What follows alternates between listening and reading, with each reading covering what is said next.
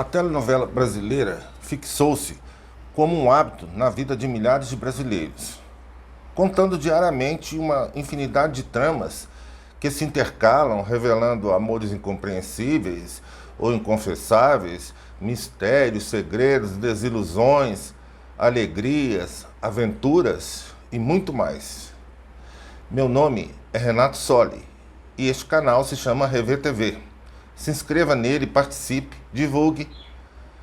Vamos fazer com que o nosso canal cresça e continue fazendo cada vez mais sucesso, como tem fazendo. Muito obrigado. Hoje eu vou falar sobre a história da telenovela brasileira, a primeira parte. A telenovela brasileira se expressa por si só e tem sua própria história. As primeiras novelas não eram diárias, eram curtas e copiavam muito o esquema das radionovelas na forma e no conteúdo. Com as imagens de TV, quando surgiram a TV, quando surgiu, o resultado foi outro, de extraordinária repercussão, gerando uma popularidade não imaginada e duradoura, o que incentivou os empresários das TVs a investirem mais neste produto. A primeira novela a ser exibida numa TV foi na TV Tupi, em 1951. Se chamava Sua Vida Me Pertence, com Vida Alves e Walter Foster. A novela se tornou uma arte respeitável, apesar dos preconceitos que sofreu muito no seu início. Ela se tornou uma arte popular, brasileira, com vida própria, desenraizada dos conceitos filosóficos e acadêmicos com que tentam interpretá-la. Na tela pequena, um importante palco se propagou pelo país, exibindo boas histórias diariamente. Foi realizado um casamento perfeito, uma arte especial, indo ao encontro de um povo muito especial, que é o povo brasileiro. A novela caiu no gosto popular mesmo. Com sucesso e a consolidação do gênero, há um compromisso da arte com o controle financeiro, quando passa a ser manipulada muito mais pelo alto escalão comercial da emissora ou das emissoras do que propriamente pelo setor artístico. Ela entra numa escala industrial. Outro fato de grande sucesso foi a explosão das vendas das trilhas sonoras das novelas e a exportação dessas histórias parceladas com bastante estilo nacional para vários países no exterior. O objetivo da telenovela é bastante claro: atingir o grande público rapidamente. Assim, essas histórias são apresentadas como um folhetim clássico, inconfundível, sempre buscando as emoções primárias, em que os dramas familiares são em trecho mais comumente usado. Quando se tenta fugir dessa regra do folhetim clássico, costuma não fazer sucesso. Por ser uma aba aberta, ela pode ser mudada para agradar o telespectador, pode ser prolongada ou encurtada, dependendo da aceitação do público.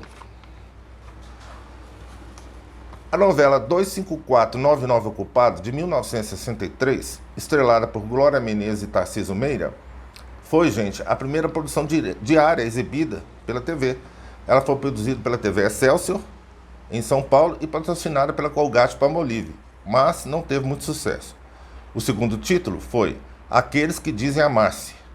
Tinha uma estrutura simples, enfocando nos problemas amorosos do casal central, não havia tramas paralelas e a média era de 50 capítulos, sendo que também tinha um elenco muito pequeno.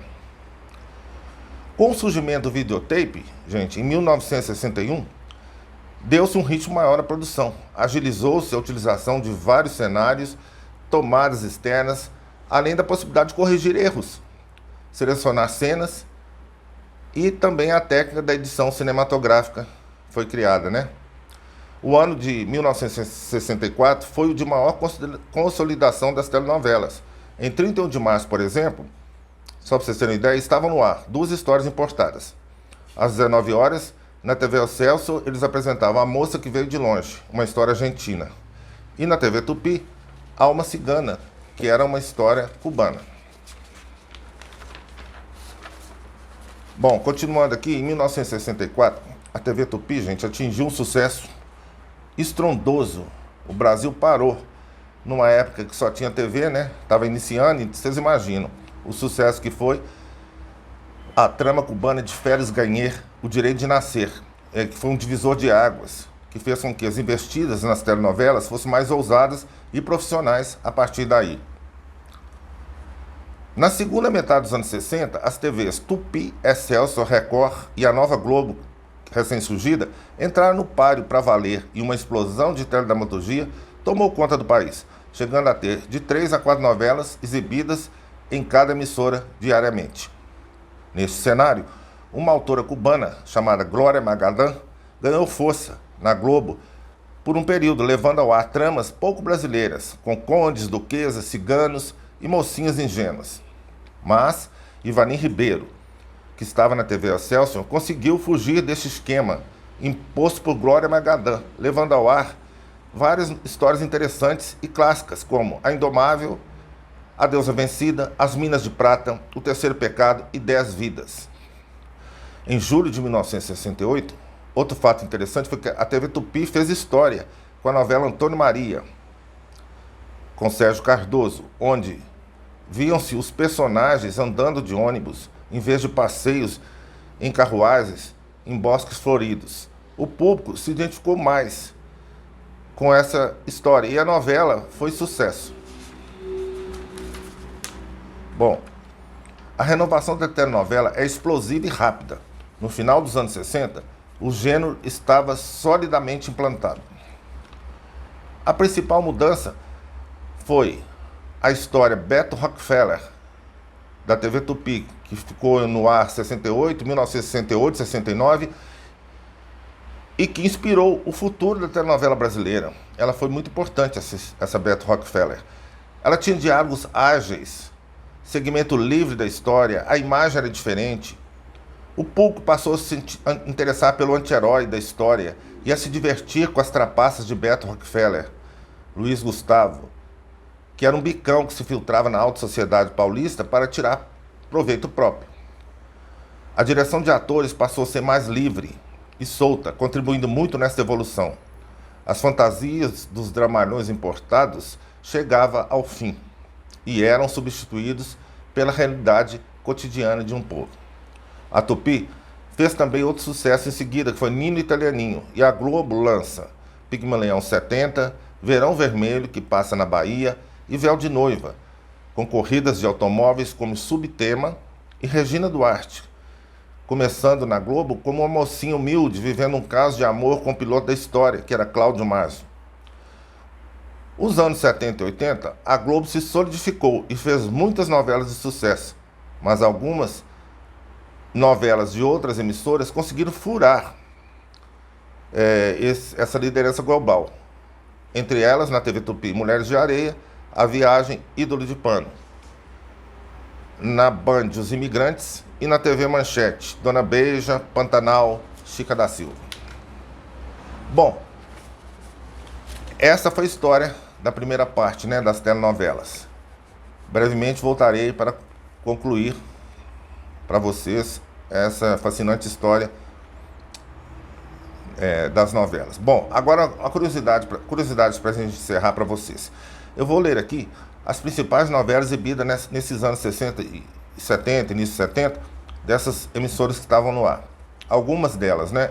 TV Excelsior, que durou 10 anos, apresentou 2549 Ocupado, que foi a primeira novela diária, A Muralha, 10 Vidas, A Deusa Vencida, A Moça que Veio de Longe, Sangue do Meu Sangue, A Pequena Órfã, O Tempo e o Vento e Redenção. TV Record, Somos Todos Irmãos, Comédia Carioca, Algemas de Ouro, As Pupilas do Senhor Reitor, Pingo de Gente, Prisioneiros de um Sonho. TV Tupi, Alma Cigana, O Direito de Nascer, Antônio Maria, Beto Rockefeller, Éramos Seis, Ídolo de Pano, Jerônimo, o Herói de Sertão, O Machão, Mulheres de Areia e A Viagem. A TV Globo apresentou Eu Compro Essa Mulher, Verão Vermelho, Véu de Noiva, Pigmalião 70, Bicho do Mato, Passos do Vento, A Cabana do Pai Tomás, Irmãos Coragem, Selva de Pedra e A Escrava Isaura. que foi uma das primeiras novelas a ser exportadas. A primeira, se não me engano, foi Bem Amado. Ô pessoal, então foi isso. É isso que eu tinha para contar hoje, espero que vocês tenham gostado. Vou ficando por aqui. Não se esqueçam de se inscrever no nosso canal, hein? Um grande abraço para todos, fiquem com Deus e até o nosso próximo encontro. Muito obrigado.